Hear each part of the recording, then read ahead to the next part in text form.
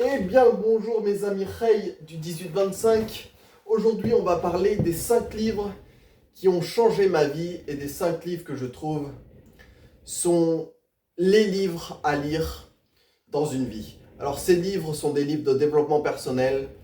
Je lis pas beaucoup de romans ou de philosophie ou d'autres livres du genre, mais j'aime bien lire des livres de développement personnel qui me poussent à améliorer ma vie, améliorer mes conditions de vie et m'améliorer moi-même. Alors on va commencer direct, j'ai pris quelques notes. Alors, premier livre qui est en fait, je décomposais les livres par ordre d'importance et par ordre de ce qu'il faut lire en dernier jusqu'au premier. Alors le premier livre, c'est L'art subtil de s'en foutre de Mark Manson. Alors ce livre est très intéressant parce qu'il parle de concepts comme l'acceptation de la souffrance, comme sur se concentrer sur ce qui compte vraiment, parce qu'en fait, s'en battre les couilles ou s'en foutre, ce n'est pas s'en foutre de tout, c'est se concentrer sur l'essentiel et sur les choses qui comptent vraiment. Alors, il y a une phrase qui m'a particulièrement marqué dans ce livre, c'est la phrase suivante. Vouloir une expérience positive est en soi une expérience négative et entraîne de la souffrance. Et à contrario, accepter une expérience négative est une expérience positive et amène vers la paix. Alors c'est vraiment ça, c'est-à-dire que quand on cherche à vouloir une expérience positive à tout prix, et bien en fait l'expérience en elle-même est négative et en fait elle entraîne de la souffrance. Et au contraire, quand on accepte les choses telles qu'elles sont, quand on accepte une douleur, quand on accepte une partie de notre souffrance, eh bien ça devient une expérience positive et ça amène à la paix. Alors le quatrième livre, le deuxième livre dont j'ai envie de vous parler, c'est Penser pour moi-même, suivi du manuel d'Épictète.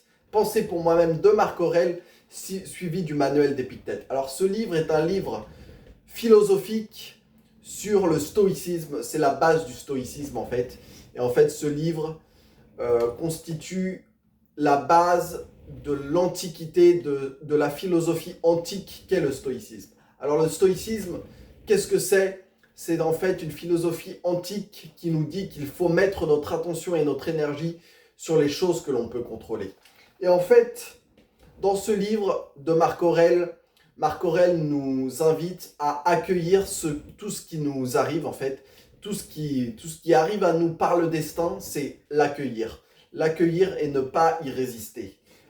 Alors, Marc Aurèle aussi dit qu'il faut être maître de soi et ne pas se laisser entraîner par rien et maîtriser son esprit quelque part. Et donc, une phrase, parce qu'à chaque fois, à chaque livre, j'attribue une citation qui m'a marqué. Alors, cette citation, c'est une citation d'Épictète qui dit « Ne demande pas que ce qui arrive arrive comme tu veux, mais veuille que les choses qui arrivent comme elles arrivent. » Et donc, ce qui veut dire, c'est ne cherche pas à ce que ce qui arrive, ne cherche pas à contrôler ce qui arrive. Accepte-le et tu seras heureux en fait. Et donc voilà. Alors, on va passer au troisième livre qui m'a marqué. C'est de David Goggins, Can't Hurt Me, ou Plus rien ne pourra me blesser.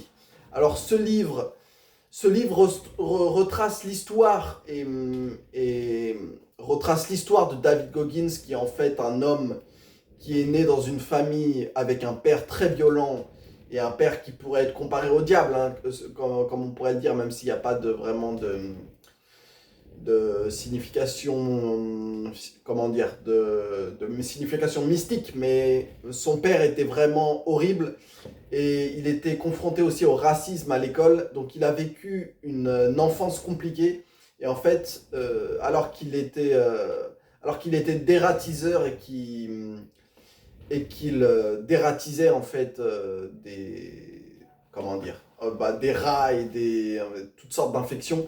Il est tombé un soir sur les Navy Seals, sur ce groupe d'armées surentraînées, et il a décidé de perdre, parce qu'il était en surpoids à l'époque, il faisait 150 kilos, il a perdu 60 kilos en 3 mois, donc c'est déjà une épreuve incroyable. Mais en fait, dans ce livre, il nous explique les fondamentaux, c'est d'apprendre à contrôler son mental et de ne plus être esclave de son mental. Il aborde aussi dans ce livre qu'en fait nous sommes à 40% de notre potentiel et qu'en fait il faut repousser les limites de manière à contrôler notre discours intérieur. Donc en fait les défis physiques pour lui sont une forme de souffrance qui nous amène à contrôler notre voix intérieure finalement. Et donc en fait, les défis physiques comme la course à pied, comme la musculation, comme toutes sortes de défis physiques, nous poussent à nous surpasser et à maîtriser ce discours intérieur. Alors une phrase qui m'a beaucoup marqué dans ce livre, c'est la phrase suivante. Accomplir une chose, même la plus minime des tâches où vous sentez pas à l'aise, pas à l'aise, oui, vous aidera à devenir plus fort. Plus on se retrouve en situation d'inconfort, plus on devient fort et plus on développe un dialogue interne calme et serein lors de situations stressantes. Donc voilà, quand on se met dans une zone d'inconfort quelque part et quand on sort de notre zone de confort, ça nous aide à maîtriser notre mental. Et c'est ça la base du livre. Alors on va passer au deuxième livre, peut-être le plus important, c'est-à-dire au quatrième livre. Je classe par ordre d'importance, donc 5, 4, 3, 2, 1. Donc le deuxième, qui est pour moi, qui a le plus changé ma vie, c'est Le pouvoir du moment présent d'Eckhart Tolle.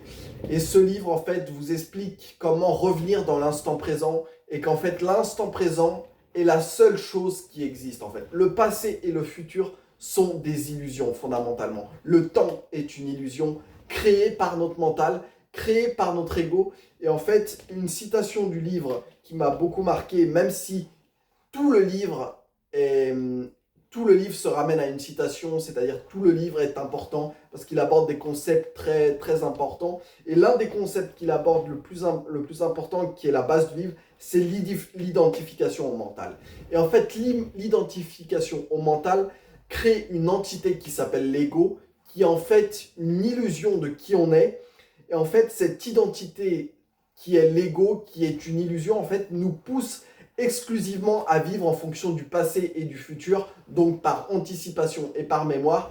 Et en fait, ça nous pousse à vivre dans l'illusion qu'est le temps, en fait, du passé et du futur. Et en fait, on vit dans une matrice, en fait, en quelque sorte, qui est une illusion, en fait. Donc, ce livre, Le pouvoir du moment présent, est un guide spirituel pour lâcher prise, en fait. Parce que le lâcher prise est fondamentalement qui nous sommes. Par exemple, quand nous étions enfants, nous étions dans un état de lâcher prise et c'est fondamentalement ce que nous sommes. Et donc, il faut revenir à la seule chose qui existe vraiment, c'est-à-dire le pouvoir du moment présent, c'est-à-dire le présent et notre présence à ce qui est, être observateur de sa vie, être acteur et observateur de sa vie et vivre dans l'instant présent. Et le dernier livre qui est évidemment l'un des plus importants, c'est la Bible. La Bible pour les chrétiens, le Coran pour les musulmans, le Talmud pour les juifs, la Bhagavad Gita pour les hindouistes et les bouddhistes. Bref, ces livres spirituels formés par les religions. Alors, dans la Bible, moi je vais parler plus particulièrement de la Bible parce que je suis en train de la lire, mais c'est pareil pour le Coran, pour le Talmud, pour la Bhagavad Gita. Tous ces enseignements philosophiques et spirituels proviennent de la même source qui sont les prophètes que sont Jésus, Mohamed, Bouddha.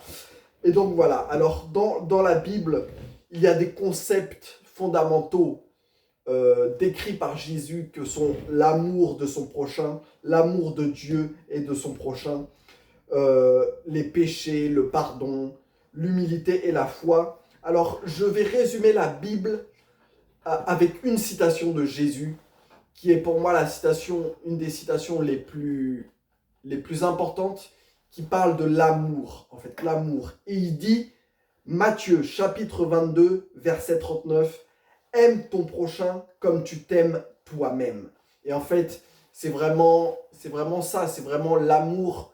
L'amour, transmet l'amour à ton prochain comme tu te transmets de l'amour à toi-même. Et aime finalement les autres et aime les autres comme tu t'aimes toi-même et aime les autres comme tu aimes ta famille ou comme tu aimes toi-même en fait. Et donc c'est vraiment l'amour des autres, l'amour du prochain que transmet Jésus dans ce livre. Alors voilà, c'était les 5 livres qui ont marqué ma vie. Je résume. Alors 5 livres, Mark Manson, L'art subtil de s'en foutre. 4e livre, Penser pour moi-même de Marc Aurèle. 3e livre, Can't Hurt Me ou Plus rien ne pourra me blesser de David Goggins. 4e livre, c'était quoi? Le pouvoir du moment présent d'Eckhart Tolle. Et 5e livre, la Bible. Et donc voilà, j'espère que vous m'en direz des retours par commentaire. Si vous avez des livres à vous qui vous ont marqué ou qui ont changé votre vie, n'hésitez pas à me le dire. Bonne journée à vous!